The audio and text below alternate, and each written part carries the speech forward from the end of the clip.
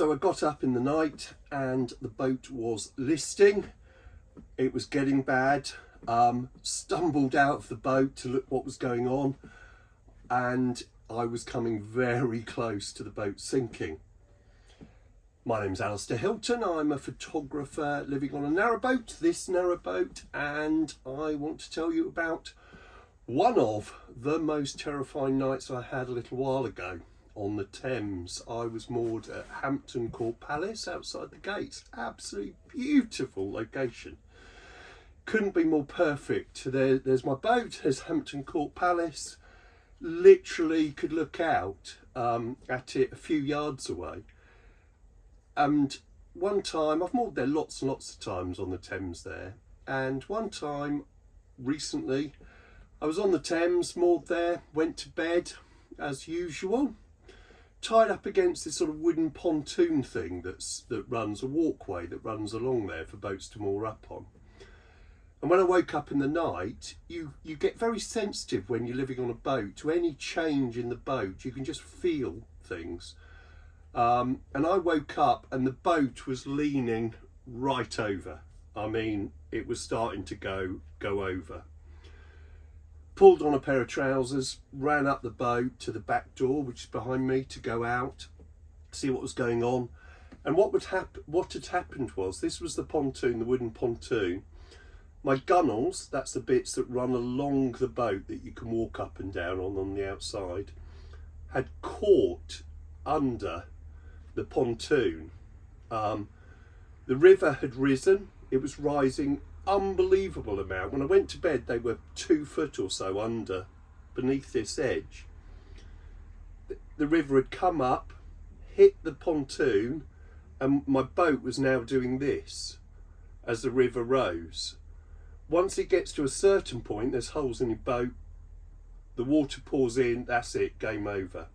So mine was doing this. So I ran to the back, went out, saw what was happening. I couldn't push my boat off, couldn't push it off. It was trapped under this pontoon. Came back in. By this time, all my cupboards, everything in the cupboards smashing out on the floor, my computer smashed, the screens, everything's, it was like a scene out of Titanic or the Poseidon Adventure for any of you a bit older like me. Literally the whole boat is smashing onto the floor, everything's crashing. I'm stumbling around trying to get a shirt on, I don't know why I bothered. Ran back out, saw there was another boat further up with a guy. I said, please can you help me get my boat out from this pontoon? By unbelievable luck, the pole I had was not up to the job, but he had a scaffold pole, a metal scaffold pole. And we got this, and by now we're both thinking this is it's gone. But bear in mind, this isn't just my boat, this is my home. This has got everything I possess inside this boat. So it's not just, oh, you lose your dinghy. This is everything, and we're getting to the point, my boat is now inches away. The river's still coming up.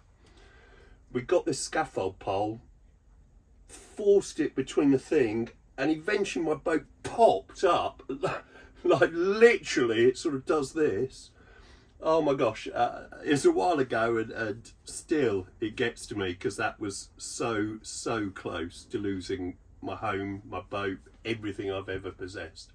And it popped up. I can't thank this guy enough, this other boater, for having a scaffold pole, metal scaffold pole. So the moral of this story is, if there is a moral to this story, I had fenders on my boat. They're the rubber things that keep your boat off a wall, normally to protect your boat. But really, you've got to be aware of the Thames. It wasn't even the tidal Thames. This is just the part that isn't tidal. But they can open and shut various sort of locks and sluices and whatever. You've got to keep your eye on the news, the Thames news, and know what's going to happen or what might happen on a certain day.